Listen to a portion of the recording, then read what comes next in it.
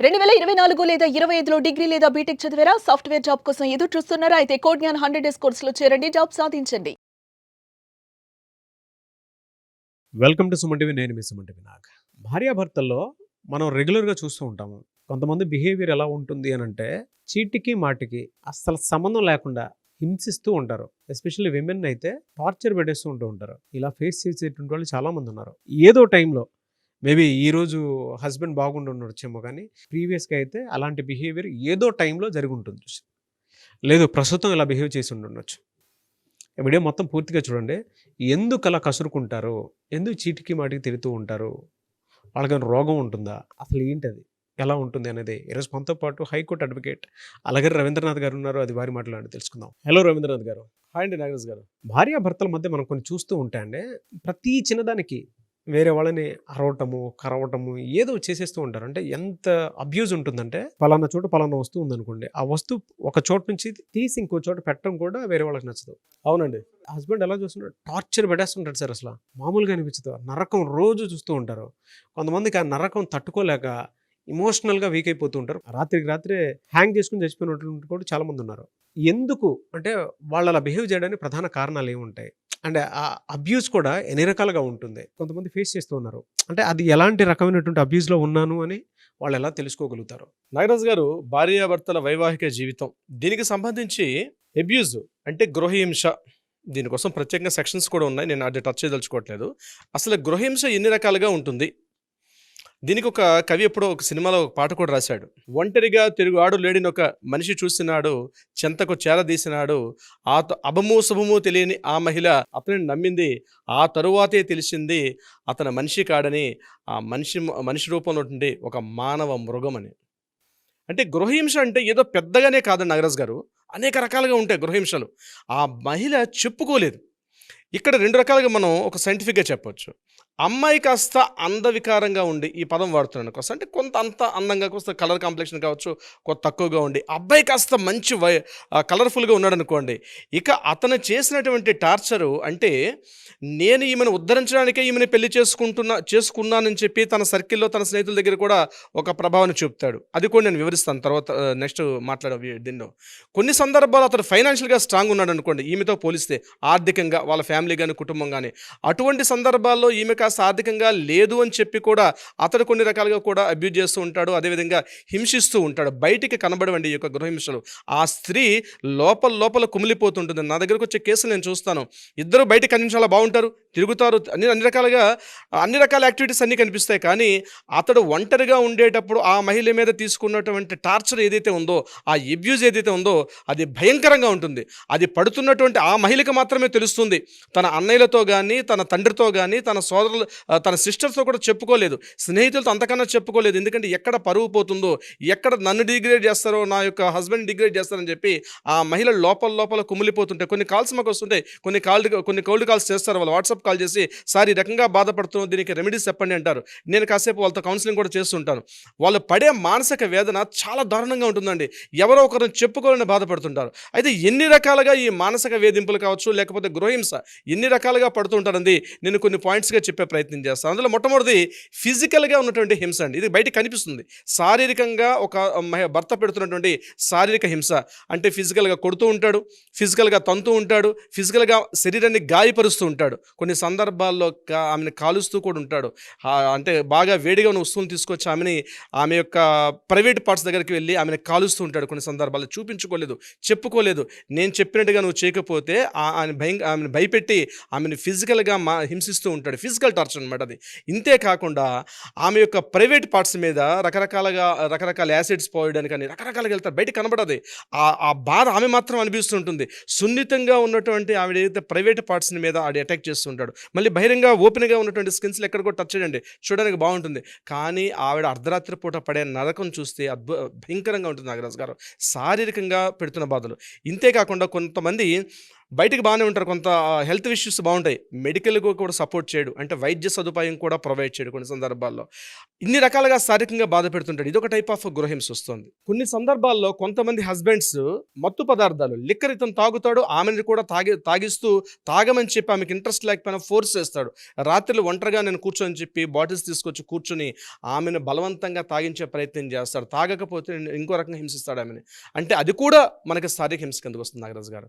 అంటే మత్తు పదార్థాలు సేవించమని చెప్పి ఫోర్స్ చేయడం కూడా లీగల్ టెర్మినాలజీలో మత్తు పదార్థాలు అంటే కొట్టడం అక్కడ కొట్టడు తిట్టడు, కానీ ముందు కూర్చొని నేను తాగుతున్నా నువ్వు కూడా తాగు అని చెప్పి ఈ అర్ధరాత్రి 12 గంటప్పుడు ఆమె లేపి దానికి కావాల్సినటువంటి ఆ ఫుడ్ ఐటమ్స్ ప్రిపేర్ చేసి ఆమె తోట బలవంతంగా తాగించే ప్రయత్నం చేస్తాడు. అలా ఫోర్స్ చేసినా అది కూడా శారీరక హింస కిందకి వస్తుంది. కొన్ని చోట్ల కొంతమంది ఆయుధాలు ఉంటాయి, కొన్ని డిపార్ట్మెంట్స్ వాళ్ళు ఆయుధాలు క్యారీ చేయడం ఇంపార్టెంట్. వాళ్ళ ఆయుధాలు ముందు పెట్టి నేను చెప్పినట్టు నువ్వు చేయకపోతే అని చెప్తూ భయంకరంగా ఆమెను బలవంత పెట్టి కూడా శారీరకంగా హింసిస్తూ ఉంటారు. ఈ కేటగిరీ చేసి ఇప్పుడు నేను చెప్పిన యాక్టివిటీస్ అన్నీ కూడా శారీరక హింస కిందకు వస్తాయి నాగరాజు గారు. ఇవన్నీ కూడా. రెండవది ఎమోషనల్ అబ్యూస్. ఈ ఎమోషనల్ అబ్యూస్ బయటికి కనబడదు నాగరాజు గారు. అది బాధ పడే వారికి మాత్రమే తెలుస్తుంది. తిడుతూ ఉంటాడు, వాళ్ళ యొక్క బంధువులను తిడుతూ ఉంటాడు, డైరెక్ట్గా తిడతాడు, ఎవరి పేరో చెప్పి తిడుతూ ఉంటాడు. ఇక ఇది కాకుండా జెలసీ, ఆమె కాస్త మంచి బట్టలు వేసుకున్నా కాస్త అందంగా తయారంటే జెలసీ ఫీల్ అవుతాడు. జెలసీ ఫీల్ అయ్యి ఆమె అందంగా ఉండడానికి ఇష్టపడాడు. కొంతమంది ఆ అందం ఏదో తనకే కనబడాలి తప్ప మిగిలిన స్నేహితుల దగ్గర బయట అందంగా కనబడకూడదని చెప్పి ఆమె వ్యక్తిగత ఇష్టాలకు కూడా వ్యతిరేకంగా ఆమెని మానసికంగా అంటే ఆమె ఇష్టానికి వ్యతిరేకంగా మానసికంగా సాధిస్తూ ఉంటాడు, బాధ పెడుతూ ఉంటాడు. అందంగా తయారు కాస్త నీట్గా డ్రెస్ చేసి వెళ్ళేసరికల్లా నువ్వు ఆ శారీ పేసి ఈ ఫంక్షన్కి వెళ్తావు, ఎందుకంటే నేను అంత బాగాలేను కాబట్టి. కొంతమంది ఉంటారు, మనం చూస్తున్న ఇతను కాస్త బ్లాక్ కలర్లో ఉంటాడు, ఆమె మంచి వైట్ ఫేర్ అద్భుతంగా ఉంటుంది. అటువంటి సందర్భాల్లో బయట ఫంక్షన్స్కి స్నేహితుల దగ్గరికి వెళ్ళేసరికి ఇతను ఎక్కడ డిగ్రేడ్ అయిపోతాడో, నీ భార్య అంత అందమైన అమ్మాయికి నువ్వు ఎట్లా కనిపిస్తావు అని చెప్పి ఎక్కడ చేస్తారని చెప్పి తన దగ్గర కలర్ కాంప్లెక్షన్ తప్ప ఏ కలర్ శారీ కట్టుకోవాలి, ఏ కలర్ బ్లౌజ్ వేసుకోవాలి, ఏ కలర్ చెప్పల్స్ వేసుకోవాలని కూడా ఆమెను పూర్తిగా తన కంట్రోల్లో పెట్టుకొని ఆమెను పూర్తిగా నిర్వీర్యం చేస్తూ మానసికంగా వేధింపులు గురి చేస్తాడు. ఇది మెంటల్ ఎమోషనల్ అబ్యూస్ అంటారు నాగరాజు గారు. ఇది ఆ పడే స్త్రీకి మాత్రమే తెలుస్తుంది ఆ బాధ, ఎందుకు చెప్పుకోలేదు బయటికి. బాడీ షేమింగ్ ఎక్కువ, బాడీ షేమింగ్. కొంతమంది పొట్టిగా ఉంటారు, కొంతమంది నల్లగా ఉంటారు, కొంతమంది హైట్ ఉంటారు, కొంతమంది లీన్గా ఉంటారు, కొంతమంది హెవీగా ఉంటారు. వాళ్ళ బాడీ తత్వాన్ని బట్టి దాన్ని ఎప్పుడు పడితే అవకాశం దొరికినప్పుడల్లా ఆమెను మానసికంగా వేధింపులు గురి చేస్తుంటాడు. ఆ తల్లి పాపం రకరకాల బయట చెప్పుకోలేక ఉండలేక అదొక నరకం అనిపిస్తుంటుందండి. ఈ మానసిక అదొక పెద్ద చాప్టర్ మనం మాట్లాడుకుంటే ఆ ఒక్క చాప్టర్ మానసిక వేధింపులు చెప్పుకుంటూ పోతే నాగరాజు గారు ఒక ఎపిసోడ్ చేయొచ్చు. ఫంక్షన్స్కి వెళ్ళేటప్పుడు నాగరాజు గారు ఫంక్షన్స్లో వెళ్ళేటప్పుడు కూడా ఆమెకి గౌరవం ఇవ్వడు, అగౌరవంగా పిలుస్తాడు. పిలిచేటప్పుడు వీళ్ళు భోజనాల దగ్గర కావచ్చు, లేకపోతే కార్యక్రమాలు, సంగీత ఇట్లాంటి మ్యారేజ్ కార్యక్రమాలు చేసేటప్పుడు కూడా ఆమెను ఎప్పుడు పడితే అప్పుడు అవకాశం ఉన్నప్పుడల్లా ఆమెను డిగ్రేడ్ చేస్తుంటాడు. దీనికి మించి ఇంకొక స్థాయి చెప్తానండి. కొంతమంది సాడిస్టిక్ హస్బెండ్ ఎలా ఉంటారంటే వెళ్తూ బయట ఇంటికి లాక్ చేసి వెళ్ళిపోతారండి, ఆమెను ఒంటరిగా ఇంట్లో బంధించేస్తారు. అది కూడా ఎమోషనల్గా ఉన్నటువంటి ఒక బ్లాక్మెయిల్, ఎమోషనల్గా ఉన్నటువంటి ఒక వైలెన్స్ కిందకు వస్తుంది. ఆమెను ఒంటరిగా బంధించేస్తాడు. అది చాలా దారుణం. ఆ తల్లి చెప్పుకోలేదు పాపం, ఎవరిని చెప్పుకోవాలని ఆమెకి ఏమి ఇవ్వడు, ఫోన్ ఇవ్వడు, ఏమి ఇవ్వడు, ఆ ఇంట్లో బంధించేస్తాడు, ఆమెకి బయట లాక్ చేసుకుని పోతాడు. ఇది కాస్త అందంగా ఉన్నటువంటి భార్య గుణవతి శత్రు, భార్య రూపవతి శత్రు అని ఇప్పుడు మనం చెప్పారు వేదంలో. అలాగా భార్య కాస్త రూపంగా ఉందంటే శత్రువు వీడికి, భార్య కాస్త గుణంగా ఉంటే భార్య గుణవతి శత్రువు అంటారు. కాబట్టి ఈ రకంగా సాడిస్టిక్ సైకలాజికల్గా ఆమెను కాస్త హింసిస్తూ ఉంటారు. ఒక సెక్ట్ ఆఫ్ సాడిస్టిక్. బయట చూస్తే మాత్రం ఫ్రెండ్స్ దగ్గర చాలా మంచి వాళ్ళు, చాలా తెలివైన వాడు ఉంటారు. దీనికి కాస్త చదువుకున్న వాళ్ళ, చదువుకోలేని వాళ్ళు కాదు, మినహాయింపు కాదు నాగరాజు గారు. డిపార్ట్మెంట్లో ఉన్న వాళ్ళు కూడా, పైస్తా ఉన్న వాళ్ళు కూడా, పెద్ద ఆఫీసర్స్ కేటగిరీ ఉన్న వాళ్ళు కూడా, సోషల్లో కాస్త ఫేమస్ సెలబ్రిటీ సెగ్మెంట్లో కూడా నేను చెప్తున్నాను, వాళ్ళు కూడా బ్యూరోక్రాట్స్ కావచ్చు, సెలబ్రిటీస్ కావచ్చు, రకరకాల ఏ సెగ్మెంట్ వాళ్ళు. దీనికి చిన్న స్థాయి పెద్ద స్థాయి కాదండి. చిన్న స్థాయిలో బహుశా తక్కువ ఉంటుందేమో కానీ వీళ్ళకి అన్సెక్యూర్డ్ ఎక్కువ ఉంటుందన్నమాట. తన భార్య అందంగా ఉన్నట్టు తట్టుకోలేరు, డైజెస్ట్ చేసుకోలేక ఇప్పుడు నేను చెప్పినట్టుగా ఇంటికి బయట లాక్ చేసుకుని వెళ్ళిపోయినటువంటి అటువంటి బాపత ఉన్నటువంటి వ్యక్తులు కూడా చాలామంది ఉంటారు. ఇది ఎమోషనల్ బ్లాక్మెయిల్ కిందకి, అంటే సరే ఎమోషనల్ అబ్యూస్ కిందకు వస్తుంది నాగరాజు గారు. ఇక మూడో పాయింట్ సెక్సువల్ అబ్యూస్. ఇది చెప్పుకోవడానికి, మాట్లాడుకోవడానికి కూడా కొంత అసభ్యకరంగా ఉన్నప్పుడు కూడా వాస్తవం యాజ్ బీయింగ్ అన్ అడ్వకేట్గా నేను చెప్పాల్సిన పరిస్థితి నాకు వచ్చే కేసులు వాళ్ళు మాట్లాడుతుంటారు. ఎట్లా అంటే ఆమె యాక్చువల్గా మంత్లీ పీరియడ్స్లో ఉంటారండి. ఇంట్రెస్ట్ అంటే న్యాచురల్గా కూడా వాళ్ళు ఆ టైంలో ఇంటర్ కోర్స్ కావడానికి సపోర్ట్ చేయరు. కానీ వీడేం చేస్తాడంటే ఆ టైంలో కూడా ఆమెను ఫోర్స్ చేస్తాడు. It's a very sadistic situation అండి. నిజంగా అటువంటి భర్తలు ఉన్నటువంటి స్త్రీలుగా నిజంగా వాళ్ళ యొక్క నరకం అయితే నరకప్రాయాన్ని చూస్తారు, ముఖ్యంగా అటువంటి సెక్సువల్ అబ్యూస్. ఇంకొకటి ఏంటంటే కొంతమందికి ఇష్టం ఉండదు క్యాండమ్స్ వాడడం కానీ ఇట్లాంటి విషయంలో, దాన్ని కూడా ఫోర్స్ చేస్తాడు. అంటే కొంతమందికి ఇష్టం లేకుండా కూడా ఫోర్స్ చేస్తాడు. ఆమెకి ఇష్టం ఉన్నా ఇష్టం లేకపోయినా. నాకు రీసెంట్గా ఒక కేసు వచ్చిందండి, మీరు చెప్తే నమ్మరు. అతను జాబ్ చేసేది ఒక రెడ్డి ల్యాబ్స్లో జాబ్ చేస్తాడు. ఆయన యాక్చువల్గా ఆఫీస్ నుంచి ఇంటికి రాగానే ఆయనకి ఇమీడియట్గా వాళ్ళ మిస్సెస్తో వాడికి కావాలి ఆ టైప్ ఆఫ్ ఆ కోర్స్ కావాలి వాడికి. ఇమీడియట్గా ఈవినింగ్ 5:30కి కోర్స్ చేస్తాడు. చెప్పుకోవడానికి ఇబ్బంది, ఇట్స్ ఫ్యాక్ట్, నేను విన్న కేసు చెప్తున్నాను. మళ్ళీ అరౌండ్ రాత్రి 9-9:30 కల్లా ఇమీడియట్గా మంచం మీదకి వెళ్ళేసరికి మళ్ళీ పిలిచి మళ్ళీ స్టార్ట్ చేస్తాడు. మిడ్ నైట్ ఎప్పుడో 1 o'clockకి, మళ్ళీ మార్నింగ్ 5 o'clock. ఆమె నలిగిపోతూ ఉంటుంది వాడిని సపోర్ట్ చేయలేక, వాడు చేస్తున్నటువంటి సెక్స్ కామవాంఛపు కోరికలు వాడిని తీర్చలేక రకరకాలుగా నలిగిపోయినటువంటి మహిళామణులు చాలామంది ఉన్నారు. చెప్పుకోలేరు, అమ్మకి చెప్పుకోలేరు, సిస్టర్కి చెప్పుకోలేరు, బ్రదర్కి చెప్పుకోలేరు. వాళ్ళలో వాళ్ళు నలిగిపోతుంటారు. వాడు పిలిచినప్పుడల్లా, వాడు చేయి లాగినప్పుడల్లా మంచం మీదకి వెళ్ళకపోతే మాత్రం ఆమెను ఇక నరకం చూపిస్తాడు. ఇక పోనీ అక్కడికి వెళ్ళిన తర్వాత ఎలా ఉంటుందంటే వాడి పరిస్థితి కూడా ఇక శాడిస్టిక్ ఆలోచనలు అన్నాడు. ఏవేవో చూస్తాడు, ఏవో పోర్న్ వీడియోస్ చూస్తాడు, అవన్నీ ఇక్కడ నేను ఇంప్లిమెంట్ చేయాలి అన్నట్టుగా వాడు అక్కడికి వచ్చి ఆమెను ఫోర్స్ చేస్తాడు.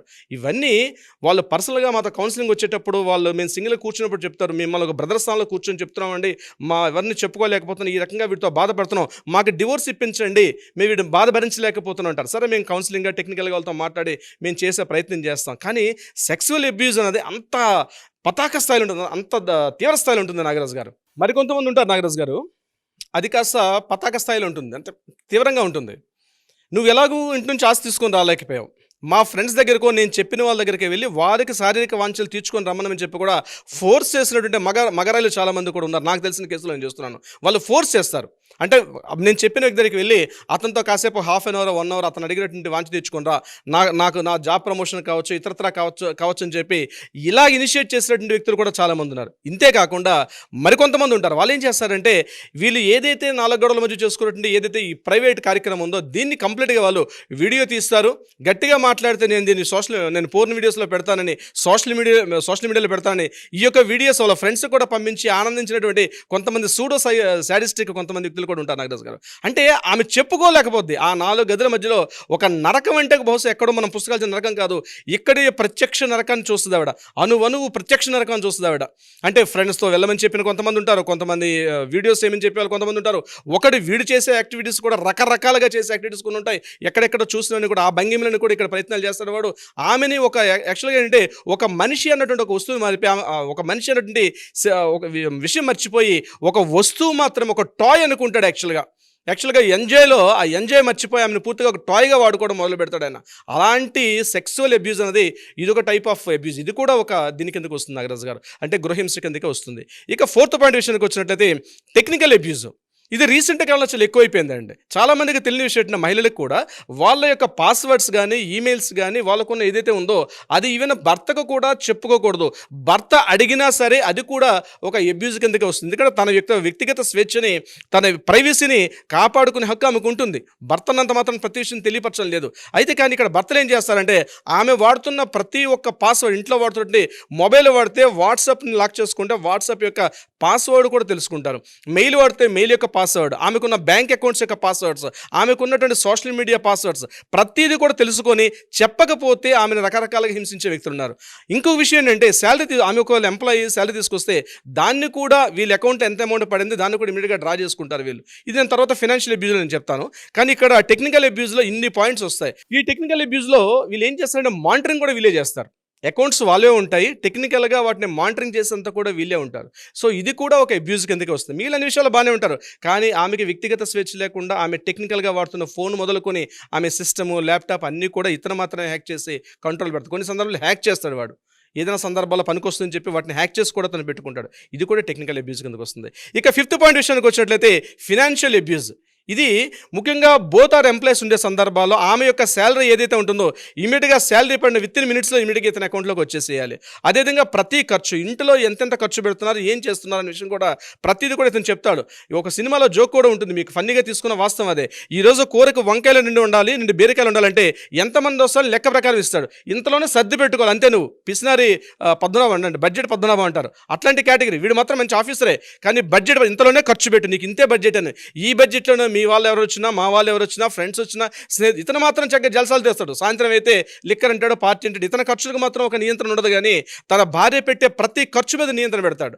ఆమెకు వచ్చే శాలరీ ఇతని అకౌంట్లో వేస్తాడు. ఆమెకి ఎక్కడికి వెళ్ళాలన్నా కూడా, ఎక్కడికి వెళ్ళాలన్నా ఎవరిని మాట్లాడినట్టు కూడా ఈరోజు ఇంత, ఈరోజు 1000 రూపాయలు పెట్టుకో, ఈ 1000 రూపాయలు 4 రోజులు ఖర్చు పెట్టుకో, ఏ లెక్క పడుతున్నా. ఆమెకంటూ ఒక శారీ కొనుక్కోవాలనుకున్నా, ఒక క్లాత్ కొనుక్కోవాలన్నా ప్రతిదీ కూడా లెక్కాపత్రం చెప్పకుండా మాత్రం వదలదు. ఒకవేళ పొరపాటున కానీ ఒక 1000 రూపాయలు తేడా వచ్చిందంటే ఇక ఫిజికల్ హ్యాండ్లింగ్ దిగిపోతాడు. ఇక బెల్ట్ తీసుకుని చేసుకుని కొట్ట మొదలు పెడతాడు. ఇది చెప్పుకోలేదు ఆవిడ. ఆర్థికంగా ఈమెకు ఒక స్వేచ్ఛ ఉండదు. ఈవెందో జాబ్ చేసిన చాలామంది. నాకు రీసెంట్గా ఒక ఆఫీసర్ విషయం చెప్పడం కూడా జరిగింది. సార్ అంటే మీరు పెద్ద ఆఫీసర్ కదండి, మీరు ఎలా ఆయన కంట్రోల్కి వెళ్ళిపోయారంటే కొన్ని లింక్స్ ఉన్నాయండి, నేను చెప్పుకోలేను, నేను ఏదో సందర్భాల్లో చిన్న చిన్న కమిట్మెంట్స్ తీసుకొని ఫెయిల్ అయ్యాను, దానివల్ల ఇమ్మీడియట్గా నా యొక్క ఫైనాన్షియల్ కంట్రోల్ మొత్తం కూడా ఈవెందో నా బ్యాంక్ అకౌంట్, ఎఫ్డీస్, గోల్డ్ ఇవన్నీ కూడా ఆయన కంప్లీట్గా ఆయన కంట్రోల్లో పెట్టుకొని నన్ను మానిటరింగ్ చేస్తూ ఉంటాడు.